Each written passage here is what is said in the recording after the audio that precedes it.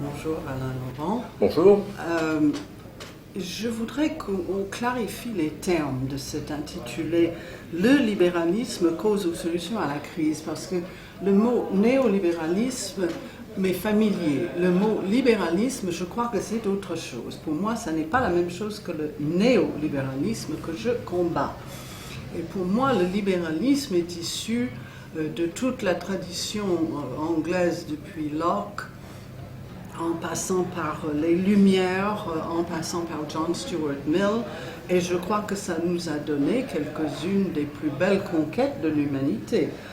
La liberté de parole, la liberté de religion, la liberté d'avoir une vie privée, les libertés politiques, le habeas corpus, c'est-à-dire des droits juridiques. Et je défends farouchement tous ces droits-là. Et ça comprend aussi la liberté d'entreprendre. Et tout cela est inclus dans le Bill of Rights, dans les premiers amendements à la Constitution américaine. Et je crois que c'est fondamental pour la démocratie. Et donc, je défends ce libéralisme-là. Maintenant, si libéralisme, dans l'intitulé de notre débat, ça veut dire la philosophie de Friedrich von Hayek, je suis contre, parce que je pense qu'il a introduit une nouvelle idée de liberté qui n'existait pas dans la tradition 18e et 19e siècle des Lumières, mais qui était la liberté économique totale, c'est-à-dire il n'y a pas de raison que les riches paient pour que les enfants des pauvres soient éduqués, tout son concept de droit négatif, c'est-à-dire on ne devrait pas avoir un État qui agit même en faveur de ses citoyens, mais il devrait se contenter d'interdire.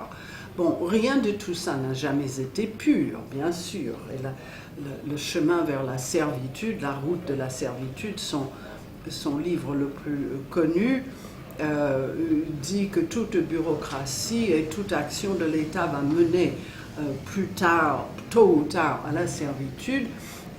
Évidemment, rien de tout ça n'a jamais été pur, mais cela nous a mis dans un tel moment du XXe siècle, élaboré par l'école de Chicago et puis bien d'autres, que ça a abouti à la privatisation partout, à dire le marché doit s'occuper de tout, l'État ne doit s'occuper de rien. C'est ce qui a libéré la finance, c'est ce qui nous a, pour moi, mis dans la crise. Mais pour moi, c'est le néolibéralisme, surtout Hayek à la puissance 10, et pas le libéralisme classique qui concerne la démocratie et les droits et que je défends. Bon, alors je crois qu'il faut faire un certain nombre de rectifications, mais c'est très bien de procéder à une clarification préalable. Alors premièrement, le néolibéralisme n'a jamais fait, c'est-à-dire ce qui était professé par Hayek ou même Mises ou Milton Friedman, n'a jamais fait qu'actualiser, adapter aux circonstances contemporaines le libéralisme classique. Et là, il faut que je fasse pas mal de corrections à votre propos. Même chez les Anglais, qui n'ont pas du tout le monopole de l'émergence du libéralisme. Mais quelqu'un comme Smith, que vous avez curieusement passé sous silence, a tout de même défendu simultanément liberté économique et liberté politique. Même d'ailleurs, John Stuart Mill, que je connais bien, dans ses principes d'économie politique, fait l'apologie du, je le cite, il y a tout un chapitre à la fin qui est consacré à ça, fait l'apologie du laisser-faire. Donc, même chez les théoriciens anglais, il y avait toujours cette association entre les deux. Mais il y a aussi toute la tradition française, avec Jean-Baptiste Say, avec Turgot, avec Bois-Guilbert, avec Bastiat, avec Benjamin Constant. Alors je suis très étonné que tout cela soit brusquement occulté. Et tous ces gens-là ont défendu simultanément la liberté économique, la libre concurrence, le libre-échange, la liberté du travail, la liberté des contrats, etc. Et les soi-disant néolibéraux ne disent rien d'autre. Ils ne font qu'adapter ce que Smith, Turgot, Say, Bastiat, Benjamin Constant et parfois même Tocqueville ont déjà dit. C'est parce que ce que l'on dit en général, surtout en France, du libéralisme repose sur une ignorance totale de la vraie tradition libérale. Moi, je suis en train de préparer une anthologie de la pensée libérale. J'ai déjà publié 3 livres à ce sujet. Je sais ce dont je parle et je vous garantis qu'il y a même l'un des livres les plus importants de Benjamin Constant qui se termine, ça s'appelle Les commentaires sur l'ouvrage de Filangieri. C'est le livre où il expose ses vues à propos du libéralisme. Lui qu'on dit être un simple partisan du libéralisme politique, je vais vous dire que c'est un farouche partisan du laisser-faire. Il dit en industrie, en éducation, en morale, la seule chose que doivent faire les gouvernements, c'est laisser faire une fois en effet que l'ordre fondamental est assuré. Alors voilà. Donc, dans l'intitulé de notre débat, moi je prends libéralisme au sens tout à fait courant du terme, et comme le disait par exemple aussi bien, pas mal de penseurs, mais je citerai aussi bien Jean-François Revel que Mario Vargas Llosa, liberté économique, ou libéralisme politique et liberté économique sont tout à fait indissociables. La liberté ne se divise pas. Et puisque vous disiez que, en effet, figurait la liberté d'entreprendre, ben, ma foi, qu'est-ce qu'une liberté d'entreprendre s'il y a une avalanche de réglementation, de taxation, de monopole, de privilèges accordés à l'État? Non, la liberté d'entreprendre, là aussi, elle doit être complète. Il suffit qu'on respecte, en effet, les droits des autres d'en faire autant. Donc voilà comment je comprends le débat. Alors, une toute petite chose, c'est à propos de Hayek. Mais il faut une drôle de méconnaissance de Hayek pour dire qu'il a refusé toute intervention de l'État. C'est tout de même Hayek qui dit, en particulier dans droit, législation et liberté, que l'État, en effet, peut tout à fait assurer un revenu minimum aux citoyens les plus défavorisés. C'est dans le texte, vous le savez ça sans doute. Et deuxièmement, que l'État peut tout à fait, et ça c'est essentiel, suppléer le marché lorsque celui-ci ne parvient pas à produire certains biens, et il fait allusion à des travaux publics, etc. C'est tellement vrai qu'il s'est fait traiter de tous les noms par des vrais ultralibéraux pour avoir dit cela. Donc il ne faut pas non plus déformer ce que disent les penseurs. Je peux renvoyer à des références précises à ce sujet. C'est tout de même Milton Friedman qui est le père de l'impôt négatif.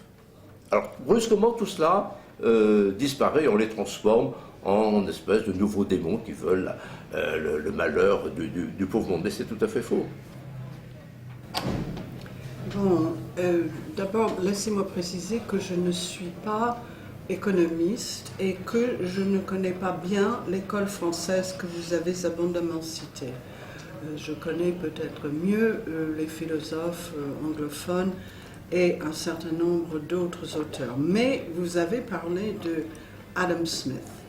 Et j'aime beaucoup le travail de Adam Smith parce que je crois qu'il était extrêmement réaliste sur le capitalisme et ce à quoi mène le capitalisme quand il est débridé et quand il n'est pas contenu. Et Adam Smith a dit la chose suivante à la fin de la richesse des nations: tout pour nous-mêmes et rien pour les autres semble avoir été, à toutes les époques du monde, la vile maxime des maîtres de l'humanité. Et il continue en disant que ceux-ci, les maîtres de l'humanité, qui n'étaient pas les mêmes qu'à notre époque, bien sûr, mais c'était les grands propriétaires anglais, il disait qu'ils préfèrent avoir une paire de boucles en diamant pour leurs chaussures, plutôt que d'assurer ou de payer pour assurer ce qui revient au même, dit-il, l'entretien de 1000 hommes pendant une année. Je crois qu'il a très bien vu la tendance à l'accumulation entre quelques mains. Et cette libération qui est mise en place à partir d'environ, enfin, ça commence avec Hayek et Friedman et l'école de Chicago dans les années 50, ça commence avec en fait la conférence du Mont Pèlerin en Suisse, mais ça prend son essor dans les années 70 aux États-Unis, quand la classe dirigeante des États-Unis est extrêmement inquiète des mouvements contre la guerre du Vietnam, le mouvement des femmes, le mouvement des gays, les mouvements raciaux dans les villes, et disent ça fait désordre, il faut mettre tout ça sous tutelle. Mais ce sont des gens intelligents, et je les appelle les Gramsciens de droite, parce qu'ils ont parfaitement compris le concept d'Antonio Gramsci, c'est-à-dire faire l'hégémonie culturelle. N'essayez pas de maintenir une société comme vous la voulez par la force, ça ne servira à rien, la violence n'est pas de mise, vous devez au contraire entrer dans la tête des gens et contrôler la tête des gens, et comme ça vous aurez la paix. Et ils se sont mis à faire cela avec beaucoup de doigté, mais beaucoup d'argent aussi. Et ils ont mis en place des think tanks de droite, pour moi néolibéraux, je revendique, et tout un système de pensée en s'attaquant aux endroits où se faisaient les idées et où se diffusaient les idées, et ils l'ont fait avec beaucoup de succès. Maintenant, quand nous suivons ce que vous dites, je pense que quand vous dites on n'a fait que mettre à jour les idées des Anglais et de ceux qui ont précédé s'arrêtaient quand même au niveau national. Et même là, ils négligeaient le problème politique essentiel qui est le rapport de force. Qui peut être libre ? Qui peut avoir accès, qui peut éduquer ses enfants, qui peut perpétuer ses propres intérêts? C'est celui qui a le plus d'éléments économiques en sa faveur, et le rapport de force devrait, à mon sens, être corrigé par un État qui redistribue et qui assure de ce fait la croissance, parce que nous savons que la croissance a été 2 fois plus grande entre 1960 et 1980 qu'entre 1980, l'époque où commence M. Reagan, M. Thatcher, et où le néolibéralisme prend vraiment son essor, et 2000. Donc il y a des conséquences économiques qui sont bien pour toute la société en termes de cohésion sociale. J'en parlerai de nouveau de cohésion sociale et des inégalités créées par le néolibéralisme, mais pour le moment, je m'arrête là. Je vais commencer par la fin, ce problème de la redistribution. Ou bien, pour assurer la redistribution, on se contente de s'en prendre aux plus riches, qui sont quelques dizaines de milliers ou quelques centaines de milliers. Alors, premièrement, un libéral soutient que dans la mesure où ils n'ont rien volé à personne, ils n'ont pas agressé personne, il n'y a aucune raison de leur prendre ce qu'ils ont, dès lors qu'ils ont respecté toutes les règles de droit commun. Ce ne sont pas des gangsters, ce ne sont pas des bandits, etc. Et comme ça ne suffirait pas de prendre aux plus riches, ça c'est un fantasme tout à fait absurde, les gouvernements collectivistes ou dits progressistes sont bien obligés de s'en prendre aux classes moyennes pour redistribuer et se livrent au pillage des classes moyennes qu'ils paupérisent peu à peu, ce qui fait que ça ne bénéficie à personne. Alors, un parfait exemple de cela, c'est la société française actuelle, où dès qu'il y a un problème à régler, ma foi, toute la gauche réclame qu'on augmente les impôts, mais comment, si vous voulez augmenter simplement les impôts de ceux qui ont des retraites chapeaux ou bien des masses d'obligations, ça n'ira pas bien loin. Donc à nouveau, il faut persécuter les classes moyennes. Alors, on commence par les classes moyennes supérieures. Or, celles-ci, si elles avaient la liberté de dépenser leur argent, ça ne va pas très loin, hein, classe moyenne supérieure, ça fait combien 3 000, 4 000, 5 000 euros par mois. Mais c'est à ces gens-là que la gauche doit s'attaquer pour faire fonctionner son programme de redistribution, et ça ruine tout le monde. Non seulement ça déresponsabilise ceux qui se contentent de recevoir la manne providentielle de l'État voleur, et puis ça frustre, ça indigne, c'est une désincitation à en faire plus, à travailler pour les classes moyennes les plus aisées. Donc il est faux de dire qu'en s'attaquant aux plus riches, on résoudrait tous les problèmes. Il faut s'attaquer à la moyenne de la société. Et qui fait ça? Bien, ce sont les gens de l'État. Ça passe par des relais bureaucratiques et ça aboutit au n'importe quoi que nous connaissons bien. C'est à ça que les soi-disant néolibéraux ont voulu s'attaquer, mettre fin aux excès du welfare state, mettre fin à la bureaucratie qui redistribuait à tort et à travers en pillant les gens industrieux, etc. Deuxièmement, beaucoup de gens s'en sortent par eux-mêmes, Dieu merci.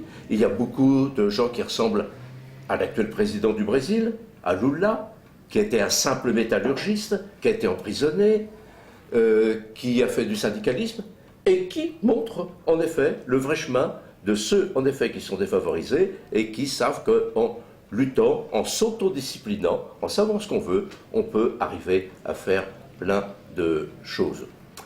Maintenant, je vais revenir tout de même au début. C'est libéraux classiques, donc dans laquelle les Français ont largement en place, sinon plus que les Anglais. C'est pas par chauvinisme que je dis ça, c'est la réalité de l'histoire des idées. Je rappelle encore une fois, Bois-Guilbert, Turgot, Gournay, Jean-Baptiste Say, Bastiat, ça fait du monde. Benjamin Constant, très bien s'occuper de tout cela. Qu'est-ce qu'il défendait aussi? Qu'est-ce qu'il combattait d'ailleurs avant tout? Vraiment le fléau des fléaux, le protectionnisme, cette vision bornée qui enferme ceux qui entreprennent, puis au fond ceux qui consomment aussi, dans les limites artificielles des frontières qui ont été créées par les États. Or, quel est le maître mot d'Adam Smith, que je connais par cœur? C'est la liberté du commerce, free trade, la liberté du commerce. Et il n'y a pas de liberté du commerce, évidemment, il y a des douanes, s'il y a des persécutions par des monopoles d'État que vous dites, ah bah ça vous n'avez pas le droit d'importer. On peut d'ailleurs interdire d'importer ou d'exporter en flanquant des taxes de tous les côtés. Et qu'est-ce qui trinque là-dedans? Ce sont évidemment les consommateurs et souvent les plus pauvres. Donc les libéraux, y compris Adam Smith, ont toujours défendu la liberté des échanges et ont combattu le protectionnisme, cette vision extraordinairement bornée, à laquelle d'ailleurs on veut faire revenir, c'est-à-dire l'autarcie, le repli à l'intérieur des frontières. Revenir à un monde quasiment préhistorique où chacun est contraint de vivre dans sa tribu et ne peut pas librement échanger avec les autres. Or ça n'a jamais donné la prospérité, ça a toujours donné d'une part des régimes policiers et deuxièmement la misère. Et qu'est-ce qui fait qu'actuellement, hors de l'Occident, il y a des pays qui réussissent? Le Brésil, l'Inde, la Chine, sans doute bientôt l'Afrique du Sud et quelques autres. Mais c'est le free trade. Qui est-ce qui lutte le plus pour abolir, par exemple à propos de l'agriculture, le protectionnisme? Ce sont les pays du tiers-monde qui ne supportent plus qu'il y ait des protectionnismes d'État qui garantissent n'importe quoi, que ce soit aux États-Unis d'ailleurs. Or, c'est vrai, même les gouvernements conservateurs aux États-Unis, parce que, comme tous les politiciens, les gouvernements conservateurs font du clientélisme. Il n'y a que ça qui les intéresse, être réélus. Donc ils font du clientélisme et ils protègent évidemment tel ou tel secteur de leur population. Et qui est-ce qui en fait les frais? D'une part, les consommateurs des pays riches, puis deuxièmement, les producteurs des pays pauvres. Et c'est contre cela, justement, dans les négociations internationales, que se dressent à juste titre les pays dits émergents. Attendez, voilà. Bon, vous avez abordé beaucoup de sujets là. Je voudrais retourner quelques instants à ces problèmes d'inégalité. Vous dites qu'il y a ceux qui réussissent. Lula, par exemple, bon, d'accord, il y a des individus qui réussissent. Mais collectivement, depuis 20 ans, non, un peu plus, 25 ans, il y a eu en Europe et en France un transfert de ce que les économistes appellent la valeur ajoutée des salariés vers le capital. C'est-à-dire, en termes de dividendes, de rentes, etc., il y a eu 10% de la valeur ajoutée qui a été transférée depuis 25 ans. Et donc, le libéralisme marche en effet pour une certaine catégorie. Pour ceux qui possèdent le capital, ça marche bien. Mais le résultat de cela, et vous m'accorderez qu'aux États-Unis, ça a été le plus loin, je pense, et en Grande-Bretagne. Mais prenons le cas des États-Unis. Depuis l'arrivée au pouvoir de Ronald Reagan, à l'époque, le premier 1% de la société avait 8% des revenus. Aujourd'hui, le premier 1% des Américains ont 23 ou 24% des revenus, c'est-à-dire 3 fois plus. C'est pas mal en 30 ans. Il y a eu une accumulation vers le haut de gens qui sont parfaitement heureux avec votre philosophie et qui, au lieu de payer ce qu'ils payaient sous Eisenhower, sur la dernière tranche, ils payaient 90% de ce qu'ils avaient gagné, mais c'était sur la dernière tranche, et vraiment, quand ils avaient déjà de quoi satisfaire tous leurs besoins normaux, ils paient aujourd'hui 35%. Ça, c'est la tranche la plus élevée. Bon, on a tout organisé pour que cette liberté économique existe pour les plus riches. Mais la liberté économique, quand vous ne pouvez pas joindre les deux bouts, quand vous vous demandez quel enfant je vais soigner parce que ça va me coûter trop cher de soigner les deux, quand vous êtes face à des choix comme ça, vous n'avez ni liberté économique ni liberté humaine, me semble-t-il. Bon, le libéral n'a peut-être rien volé, mais il n'a pas donné grand-chose non plus. Et les sociétés ne peuvent fonctionner, ou alors c'est sur le terrain de Hobbes, où chaque homme est un loup pour chaque autre homme, si on n'imagine pas un minimum de cohésion sociale, c'est-à-dire un minimum d'impôts payés pour assurer les services publics. Il ne s'agit pas de pillage que de payer ces impôts. Et les classes moyennes, je crois que j'en fais partie, personne n'aime payer ses impôts, mais je reconnais que je suis en train de contribuer en France à la bonne marche de la société et je considère que je profite de cette bonne marche de la société. La France est devenue beaucoup plus inégale et ça, c'est dommage. Maintenant, bon. Il faut soutenir les services publics et on ne peut le faire qu'avec les impôts. On peut le faire aussi en baissant les dépenses de l'État inutiles. Je dirais que le budget militaire en France me paraît faire partie de ces dépenses partiellement inutiles. Quelle est la raison pour laquelle la France a le 3e budget militaire du monde après les États-Unis et la Chine ?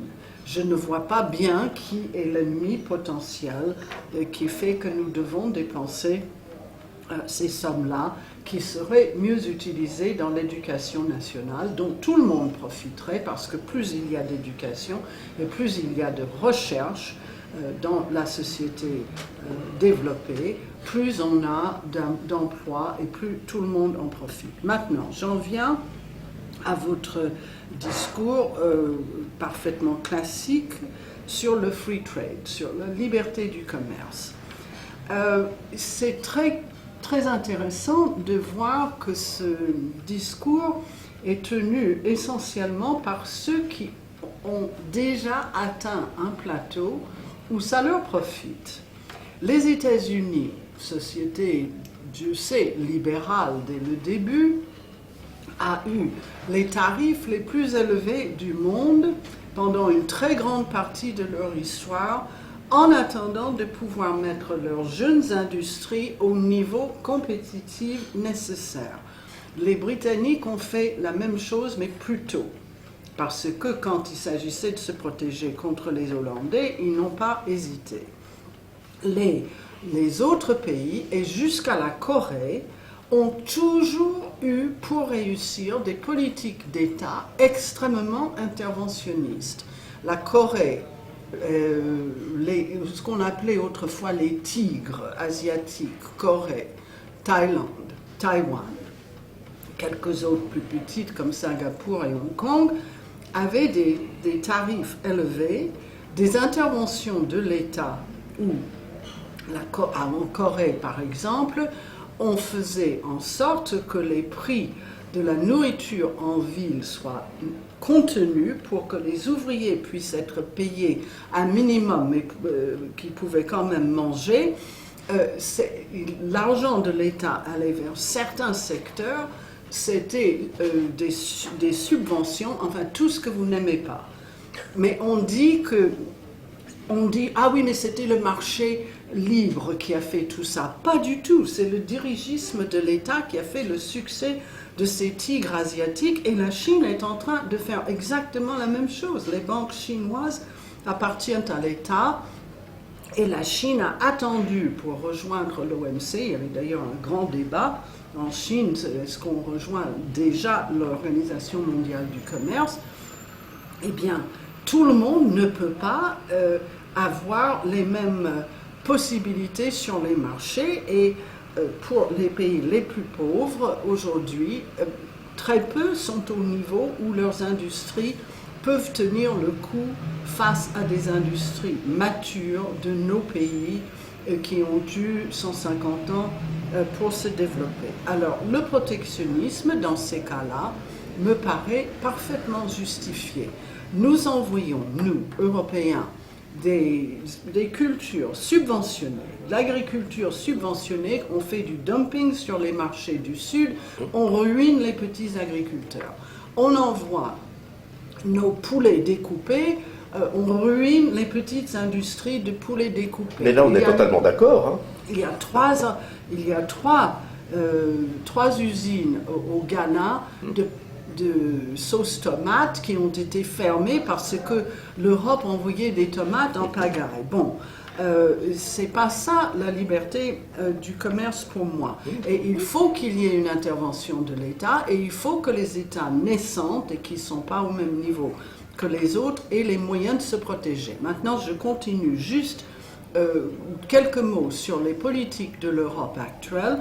Le commerce, on pense en général, c'est quelque chose qui s'arrête à la frontière, c'est les quotas et les tarifs. Aujourd'hui, ça va beaucoup plus loin que ça. Il s'agit pour l'Europe de ce que Peter Mandelson, le commissaire au commerce de l'Europe, appelle ou appelait les tarifs derrière les barrières derrière les frontières, les behind borders barriers. Parce que ce qu'ils veulent maintenant en Europe, c'est la liberté non seulement de commerce, mais la liberté d'investir, d'abattre tous les codes d'investissement, de ne plus avoir à suivre aucune réglementation comme le contenu local des produits qui sont produits à l'étranger, employer un certain nombre de personnes, limiter le niveau de l'investissement, etc. C'est tout cela que l'Europe veut casser. Pourquoi? Ben, naturellement, pour favoriser nos entreprises transnationales, je considère que c'est parfaitement déplacé, que le Sud ne se développera jamais dans ces conditions, et que le free trade, si ça n'est pas utilisé correctement, apporte la misère à la plupart des gens et remplit les poches seulement de quelques-uns. Oui, alors sur ce problème du free trade, et puis déjà des pays émergents, il ne faut surtout pas confondre ce qui vient spontanément d'une société, des individus qui prennent des initiatives, qui entreprennent, etc., y compris ceux qui sont les plus humbles, qui montent une petite affaire, une petite boutique, etc. Et il y a des sociétés où tout cela est extrêmement effervescent. Donc il ne faut pas confondre cela, ce qui vient du génie d'une société à cause de ces individus qui ont telle ou telle culture, qui ont tel ou tel courage pour entreprendre, et puis ce qui vient de l'État. Moi, je soutiendrais que si les pays asiatiques ont finalement réussi à percer, à se développer, à la limite, c'est presque malgré l'État. Et il ne faut pas oublier d'ailleurs que souvent dans le sud-est asiatique, l'intervention des États à vouloir tout régenter, alors c'est sûr que dans certains cas, ça peut faciliter les choses, ça s'est très souvent fait, et encore actuellement, au détriment de la liberté individuelle. L'un des pays les moins libéraux, qui soit sur le plan politique et philosophique, j'allais dire, c'est par exemple Singapour ou la Malaisie, qui sont de véritables casernes, où les individus n'ont pratiquement aucun droit à l'initiative individuelle. Quand on fait croire actuellement que la Chine est un pays capitaliste, c'est une sacrée plaisanterie. on est en plein capitalisme d'État, c'est-à-dire un oxymoron, ça n'a pas de sens. Rien ne peut se faire en Chine qui n'ait pas l'aval et l'autorisation du Parti communiste, qui continue à tout régler. Si jamais un exportateur chinois voulait faire quelque chose qui mette en péril la conception que les dirigeants se font de la société, ma foi, il se retrouverait très vite en prison ou il ne pourrait pas faire son business. Donc là aussi, c'est un mauvais exemple. En revanche, dans les pays émergents, en Inde et surtout au Brésil, un pays que je connais assez bien, il n'y a pas du tout de restrictions commerciales. Autrement dit, le Brésil est en train d'administrer une leçon extraordinaire au monde entier parce que la liberté d'entreprendre y est complète. Lula, on peut le critiquer sur certains points, ce que je ne peux pas de faire, mais en gros, a assuré une parfaite liberté aux investisseurs, n'a touché en rien à la liberté des commerces, il est l'un des plus offensifs pour reprocher aux pays occidentaux. Mais les pays occidentaux, ils ne sont pas représentés par leurs entrepreneurs dans les instances internationales, ils sont représentés par la caste bureaucratique et politicienne qui, encore une fois, ne songe qu'à une chose, c'est assurer sa survie par clientélisme, et en général d'ailleurs qu'on ne prête pas grand-chose à tout ce qui est d'ordre et économique. Donc c'est cela qu'il faut bien voir, encore une fois, il n'y a que la liberté qui est motrice de ce point de vue-là. Tout à l'heure, vous preniez l'exemple des poulets, etc. Mais c'est parce que, soit au niveau national, soit au niveau, en effet, communautaire, les Européens pratiquent, pour des raisons purement politiques et bureaucratiques, une stratégie de subvention que cela ruine, en effet. Et c'est le moment où je vous interrompais pour vous dire qu'on était bien d'accord. Mais qu'est-ce qui fait que les producteurs des pays pauvres sont ruinés?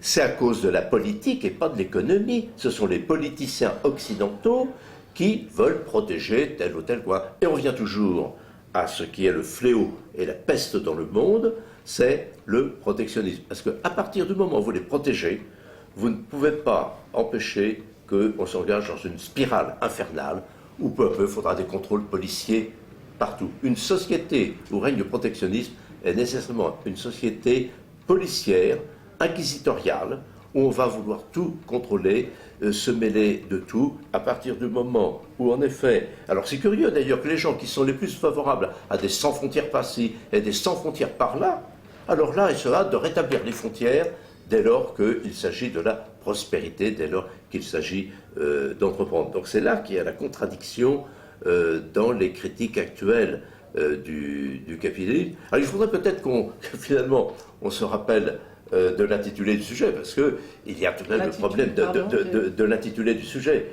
ou formuler un diagnostic sur la crise actuellement. Alors pour répondre à la question qui a été posée, moi je dirais que le libéralisme, en effet, est la solution. J'accorde d'ailleurs, condition qu'il soit bien compris. Moi-même, je suis adversaire d'un certain ultralibéralisme, à condition qu'on s'entende bien sur les termes. Comme je ne classerai pas, évidemment, tous les spéculateurs, une grande partie des spéculateurs outranciers, parmi les théoriciens du néolibéralisme ou de l'ultralibéralisme, ce sont des gens qui ne pensent pas, mais bien qu'ils ne pensent guère, ils peuvent provoquer de dégâts. Ce qui s'est passé, à mon avis, c'est, à propos de l'origine de la crise, c'est la combinaison, la conjugaison de deux sortes de facteurs. Jamais une crise ou un phénomène en général ne s'explique que par un seul facteur. Là aussi, les explications monocausales, ça vient uniquement de l'État, ça vient uniquement du marché. Je crois qu'il faut laisser tomber ça. Ce sont vraiment des œillères intellectuelles qui permettent de ne rien comprendre. Ce qui s'est passé, c'est que, et on le voit actuellement d'ailleurs, les États étant presque par essence inaptes à gérer l'économie, c'est pas leur truc, c'est pas ça. Un élu, un énarque, je dirais même, pour prendre l'exemple français, n'a pas du tout vocation à s'occuper d'économie. Lorsqu'ils le font, en général, ça provoque des dégâts. Donc les États ont outrepassé leur mission en se mêlant justement de pouvoir hyper réglementer l'économie. Parce que quand on dit qu'en France règne l'ultralibéralisme, j'ai jamais entendu quelque chose d'aussi comique. Il n'y a pas de pays plus réglementé, de pays où il y a autant de taxation, de pays où l'administration et la bureaucratie sont inquisitoriales, où on n'a pas le droit de faire quoi que ce soit sans qu'immédiatement une armée de bureaucrates vous saute dessus, que ce soit avec la fiscalité, que ce soit avec l'URSSAF, que ce soit avec le Code du travail. Vous savez que personne actuellement en France n'est capable de comprendre le Code du travail, tellement il y a des milliers de pages qui se sont accumulées. Même les inspecteurs du travail y ont renoncé. Alors dire qu'on est dans l'ultralibéralisme, c'est vraiment la meilleure du siècle. Hein. Je pense que c'est vraiment la meilleure de l'année. Mais il est exact que derrière cette défaillance des États, il y a eu ce que j'appellerais une sorte d'hypercapitalisme. Pour moi, le bon exemple du capitalisme, et que vous osez prononcer le mot, et moi je suis favorable évidemment au vrai capitalisme, par exemple à ce que fait Warren Buffett. Pardon? Warren Buffett aux États-Unis, qui est sans doute voilà un capitaliste, c'est un investisseur, qui s'est bien gardé de spéculer sur quoi que ce soit, c'est l'un des plus prospères, il n'a rien perdu pendant la crise. Mais comme la cupidité, la rapacité, l'avidité, c'est le lot commun de l'humanité.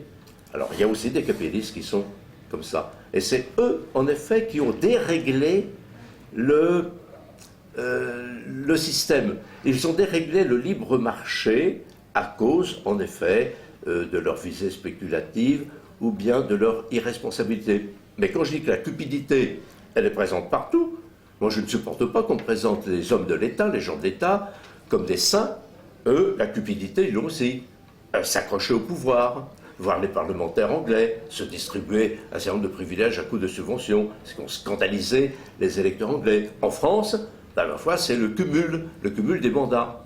La cupidité, elle est partout, et c'est vrai, mais pourquoi il y en est autrement? Le capitalisme est humain, est trop humain de ce point de vue-là, et il y a au sein du capitalisme des gens qui sont aussi, au même titre parfois que les responsables étatiques, à l'origine de la crise actuelle. Donc il faut en revenir à une conception plus classique, je dirais, du capitalisme. Ce qui s'est passé, c'est qu'une sorte de chancre qui s'est construit sur le capitalisme, et au fond, ce que j'appelle les hypercapitalistes, ce sont ceux qui ont exploité le capitalisme classique, genre Warren Buffett ou bien d'autres, à des fins purement stériles. Qu'il se soit enrichi personnellement, vous pouvez le redistribuer tout ce que vous voulez à 90%, ce qui à mon avis est proche c'est la spoliation absolue, ça ne résoudra aucun problème. Mais c'est vrai qu'ils ont contribué, eux aussi, à dérégler le système de libre marché.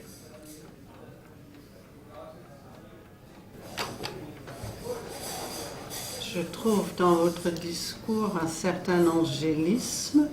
C'est comme si le gouvernement existait dans une sorte de ciel platonicien qui n'avait rien à faire avec l'économie. Mais d'où venez-vous? Je veux dire, à Bruxelles, il y a 10 000 lobbyistes, dont 98% sont des lobbyistes des affaires, et les plus grandes, ils écrivent les textes. La commission écrit aux grandes entreprises de l'eau, nous avons copie de leur correspondance, quels sont les pays où vous voulez que l'on ouvre les marchés de l'eau, quels sont les services que vous voulez fournir.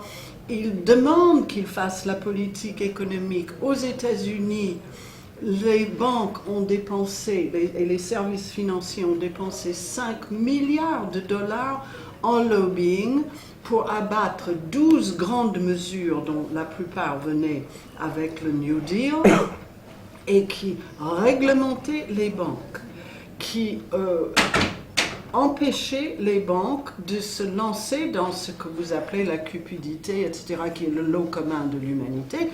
Je veux bien, mais à ce moment-là, reconnaissant que c'est le lot commun de l'humanité, on l'entrave, on met des garde-fous. On les a tous abolis parce que le gouvernement gouvernait pour le compte de ces gens-là. Bien, c'est pareil en Europe et c'est pareil dans la plupart des pays. Ils gouvernent pour cette classe-là et ils représentent les entrepreneurs, mais pas les PME, PMI. Vous parlez de la boutique, du petit entrepreneur. Bon, tout le monde est pour. Mais nous sommes aujourd'hui devant des entreprises gigantesques et des banques gigantesques qui ont plus de pouvoir que beaucoup d'États. Alors, les gouvernements sont en symbiose avec ces entreprises-là, et ça comprend malheureusement Obama. Et si nous avons déréglementé tous ces marchés, je voudrais ajouter que ça tue les gens. C'est aussi simple que ça. On a abattu le règlement qui faisait que les marchés de blé, de soja, de maïs, etc. avaient une certaine transparence. Les spéculateurs n'en voulaient plus, ou en tout cas les très grandes entreprises n'en voulaient plus. Et les spéculateurs, pour moi, ce n'est pas un mauvais mot, sur la bourse de Chicago, ils jouent un rôle qui est souvent bénéfique.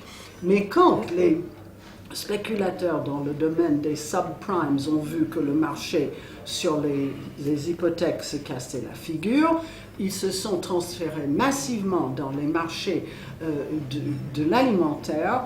Il y a eu 30 fois plus d'argent en 2008 sur ces marchés qu'en 2005. Et le prix du blé a augmenté en une journée de 31%. Vous ne pouvez pas me dire que ça c'est l'effet de l'offre et la demande.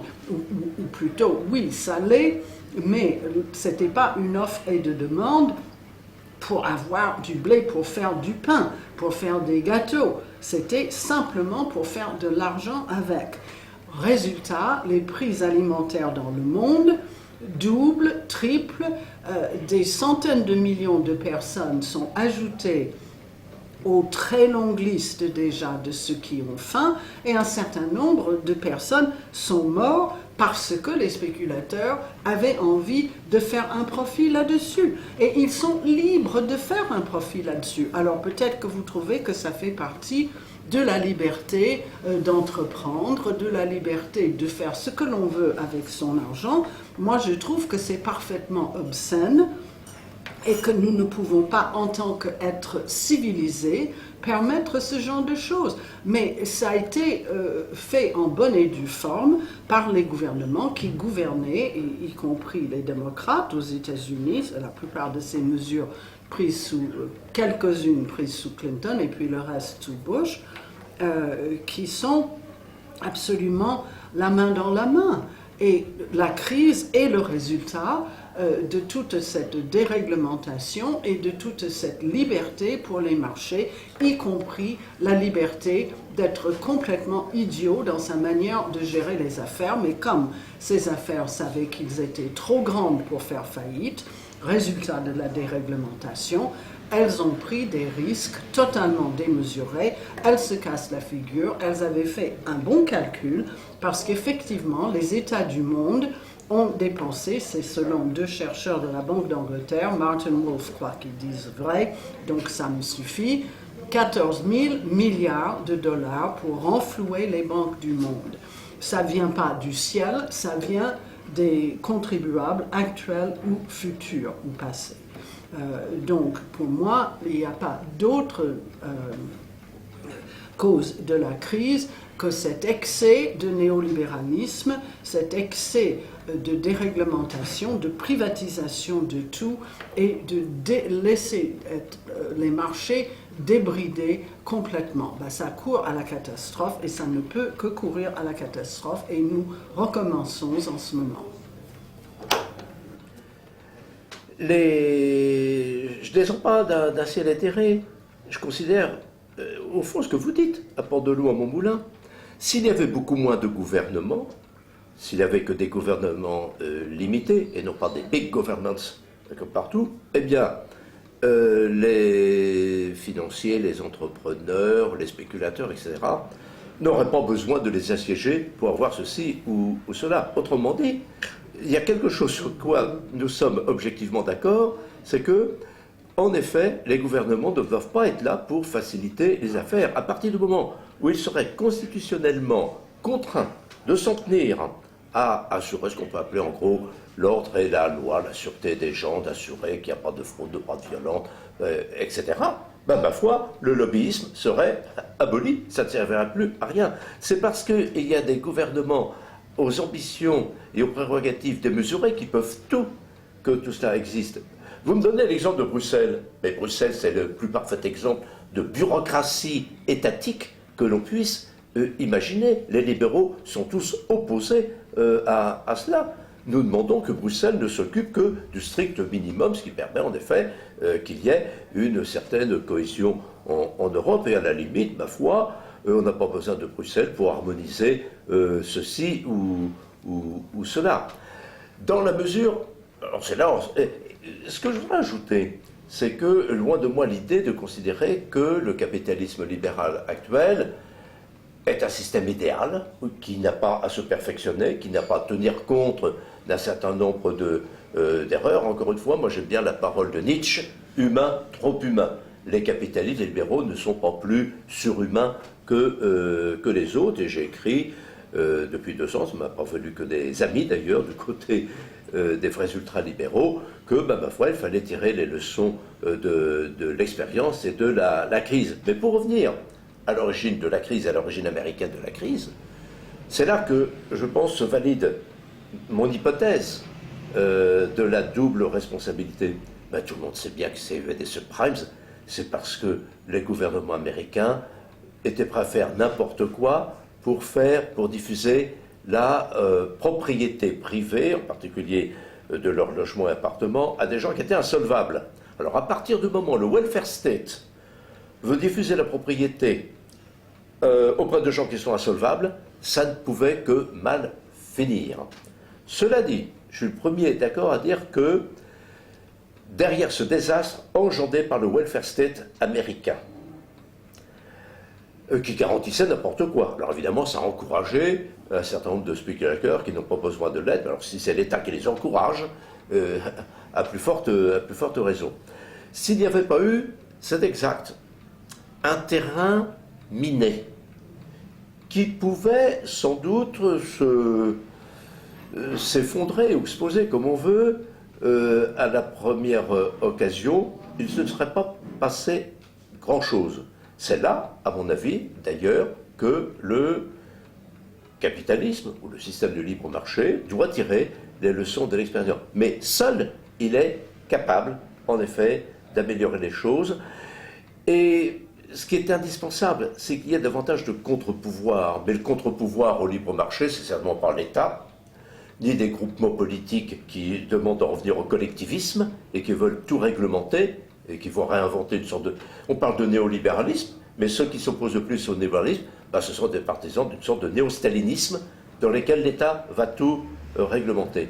Non, les vrais contre-pouvoirs, ce seront... Et comment c'est influent? Ce sont des associations de consommateurs, c'est l'opinion publique, ça peut être des gens qui se lancent dans des opérations de mutualité. Je considère d'ailleurs que le mutualisme fait partie du libéralisme, c'est de la libre initiative, c'est de la libre association. Quand on voit par exemple que les gens des plus grandes banques américaines, dont on parle tant, ma foi, sont tout honteux maintenant de paraître en public, on voit bien le poids que l'opinion publique peut exercer. Comme en Angleterre, c'est l'opinion publique qui a eu raison de tous ces parlementaires qui essayaient de s'enrichir discrètement, qu'ils soient des travaillistes d'extrême gauche d'ailleurs, ou des ultra-conservateurs. Tous étaient bien heureux de se faire entretenir par les contribuables. Donc plus de pouvoir aux contribuables, plus de pouvoir aux consommateurs, plus de pouvoir à l'opinion publique, sans d'ailleurs qu'il y ait besoin de réglementation. Vous savez, à quoi sont les plus sensibles maintenant les grandes entreprises? À leur image. Eh bien, dès lors que l'opinion publique commence à ne plus supporter certains excès, je pense que ça fait partie de l'autorégulation et on commence à en voir les faits.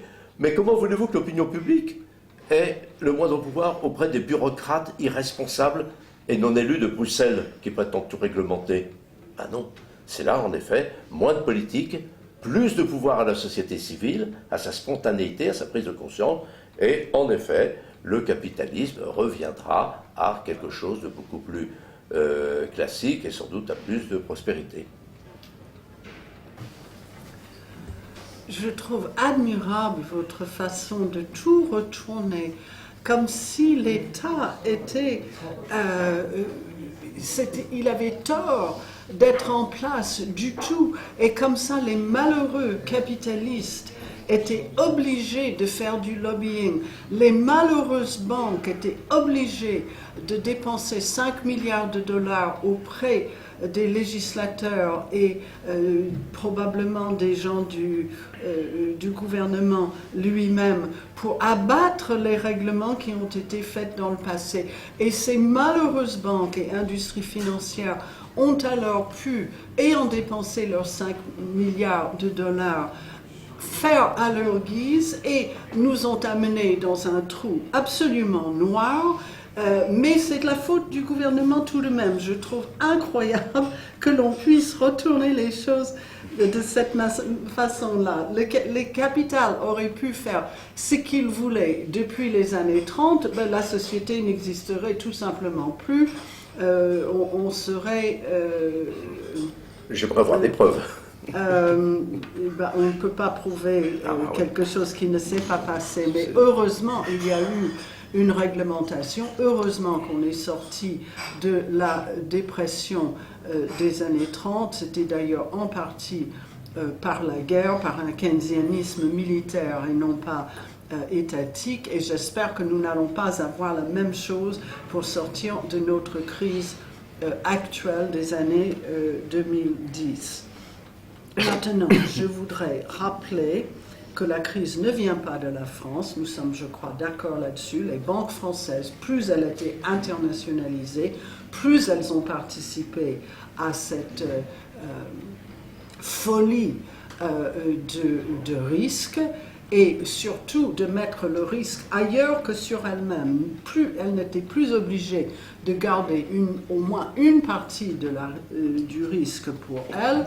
Elle pouvait le vendre dans le monde entier et personne ne savait plus où étaient les risques. Ça, c'est une des raisons de l'explosion. Les contre-pouvoirs. J'ai fait partie du contre-pouvoir depuis 30 ou 40 ans. Je suis toujours dans l'opposition à ce qui se fait.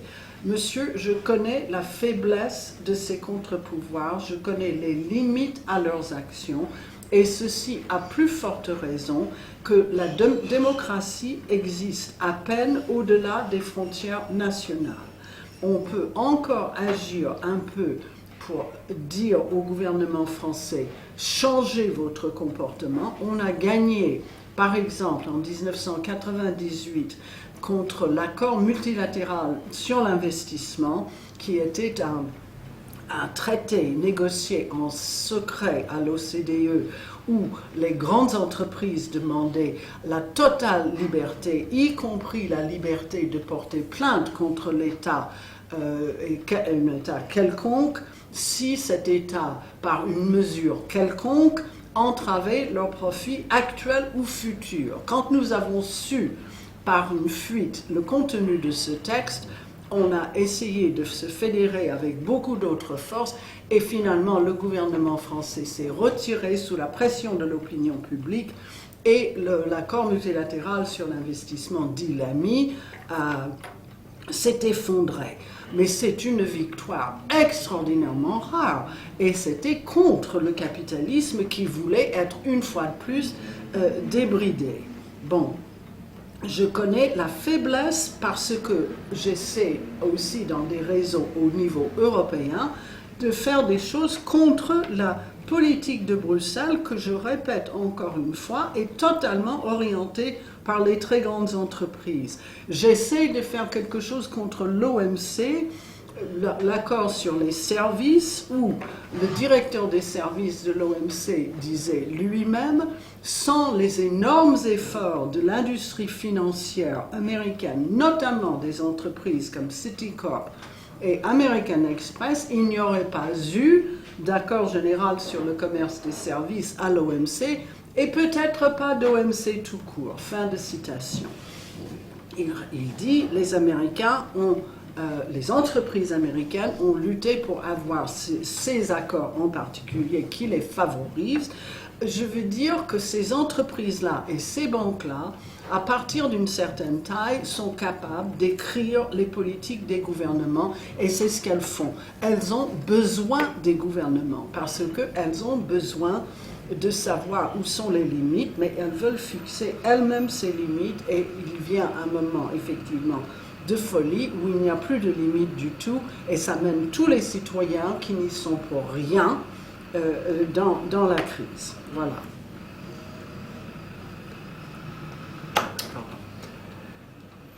J'espère, quand je souhaite que se manifestent de plus en plus les contre-pouvoirs, en particulier ceux de l'opinion publique, etc., j'espère que les victoires qu'ils emporteront ne seront pas du genre de celles que vous parlez, parce que là, au contraire, l'opinion publique se manifesterait dans le mauvais sens, c'est-à-dire pour, encore une fois, introduire beaucoup plus de rigidité, d'interventionnisme, de gens qui n'ont ni compétence à le faire, ni légitimité d'ailleurs.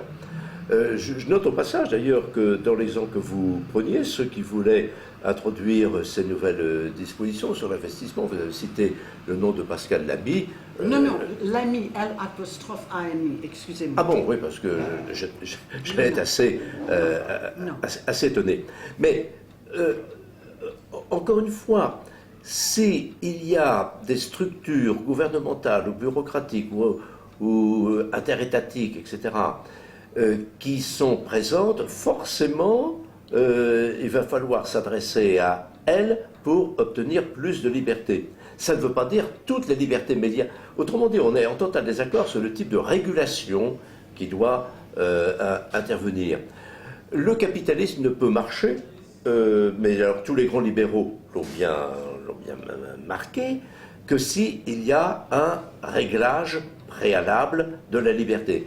Et ils n'ont jamais... Autrement dit, il faut faire une distinction entre les théoriciens du libéralisme, ceux qui l'ont pensé, et puis le fait qu'il y ait telle ou telle grande entreprise qui puisse s'affranchir d'un certain nombre de règles. Encore une fois, c'est humain. Certainement pas toutes, c'est-à-dire que vous les diabolisez, parce que d'un certain côté, moi j'essaie d'éviter le manichéisme, mais dans le monde que vous avez, il y a les grands satans, tous les entrepreneurs, tous les capitalistes, tous ceux qui essaient de faire fonctionner l'économie, puis il y a des bons gouvernements, évidemment, qui eux, alors là, pour le coup, tombent vraiment du ciel, et non que de saintes intentions pour favoriser le peuple. On sait très bien qu'il n'en est rien, et que s'il n'y avait pas eu le capitalisme, eh bien, le monde serait encore entièrement dans la misère, et s'il n'y avait que les gouvernements, bah, ma foi, nous serions toujours dans des systèmes totalitaires, puisque comme on le sait, c'est Lord Acton qui dit ça, ben le pouvoir attire le pouvoir, et évidemment, celui qui a le pouvoir a toujours tendance à abuser du pouvoir. C'est ce contre quoi luttent les libéraux, et la concurrence, la liberté de la concurrence, est là pour faire jouer cela. Un vrai problème qui se pose, c'est lorsque des mammouths financiers en viendraient à occuper tout le terrain. On n'en est pas là. C'est un problème auquel les libéraux doivent réfléchir. Mais à partir du moment où on vit dans un système mondial ouvert, bah, ma foi, si un mammouth financier qui apparaît dans un pays, eh bien dans un autre pays, et surtout dans les pays émergents, il y aura quelqu'un d'autre pour le rappeler à l'ordre. C'est ça l'autorégulation du marché, et c'est cela d'ailleurs, je suis le premier à le dire, que l'irresponsabilité de certains exploiteurs du capitalisme a mis en danger. Mais par ailleurs, tout fonctionne d'une façon tout à fait positive dès lors qu'on respecte ces règles. On aurait pu parler évidemment du problème des agences de notation, tout ça, ce qui est un problème extrêmement intéressant. Parce que on peut légitimement se dire, mais qui notera les agences de notation? Exactement. Mais, en effet, c'est la concurrence entre elles qui serait dangereuse. Alors, quand on veut que ce soit des agences d'État qui notent, pour moi, c'est l'enfer. Et pourquoi il n'y aurait pas des agences de notation qui émergeraient à partir d'initiatives d'associations de consommateurs ou de contribuables?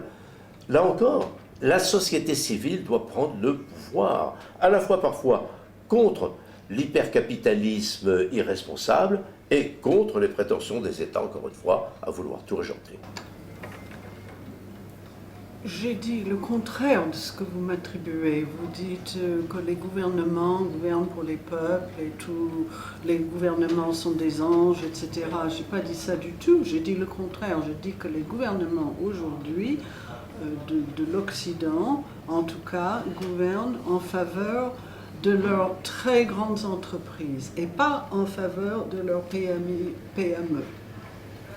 Ces gouvernements, leurs textes sont écrits par les grandes entreprises qui obtiennent exactement ce qu'elles veulent. Ce sont vos amis qui écrivent les textes gouvernementaux, que ce soit à Bruxelles pour la Commission, et j'ai des multiples preuves, soit aux États-Unis en abrogeant des lois qui les gênent. Donc j'ai dit le contraire. Je dis que le peuple est largué et que ce que vous appelez les contre-pouvoirs ont énormément de mal à réagir et à obtenir quelque chose. Bon, le problème des agences de notation, ce serait peut-être un peu technique à la fin du débat. Elles étaient payées par ceux qu'elles notaient. Alors, quelle est la tendance? Cette généralisation excessive. Si je vous paye pour une hein. bonne note, je vais vous payer, mais si vous ne me donnez pas une bonne note, j'irai ailleurs. Bon, elles ont donné des bonnes notes comme on donne des chocolats à Noël. Et c'est ce qui nous a aussi mené, mais ce sont des entreprises privées, les agences de notation. Vous pouvez acheter demain matin des actions dans Standard & Poor's si vous voulez, hein, et peut-être devriez-vous, parce que elles auraient dû être fermées d'office avec la crise. Elles ne l'ont pas été. Et il faudrait effectivement un autre système pour noter les produits financiers, mais je crois qu'il faut surtout taxer les produits financiers. Maintenant que nous avons un système capitaliste international, il faut une taxation internationale sur les transactions financières qui, l'an dernier, étaient un montant d'un chiffre inimaginable de 600 000 milliards de dollars. Il n'y a pas, ça c'est évidemment, il y a beaucoup de, ça tourne, mais nous sommes dans une société en mutation, il faut taxer les transactions financières et mettre les marchés sous tutelle. Mettre les marchés sous tutelle, ça peut être encore une fois que des systèmes étatiques avec des gens qui n'ont pas la compétence pour le faire, donc à mon avis, ça ne fait qu'augurer de l'arrivée d'une sorte de dictature mondiale, un système totalitaire, ce qui serait désastreux. Ce serait évidemment aussi l'inverse, c'est-à-dire que pour le minimum que doivent faire les États, ils soient sous la tutelle du marché, il ne doit pas y avoir de tutelle, il faut que le libre marché revienne à une autorégulation saine, telle que les souhaitaient d'ailleurs souvent les ordolibéraux allemands, ceux qui sont à l'origine de l'économie sociale de marché lorsqu'on la comprend bien, mais ce sont des gens d'ailleurs qui étaient favorables à une totale liberté de concurrence, et je crois qu'à ce moment-là, les choses se passeront pour le mieux.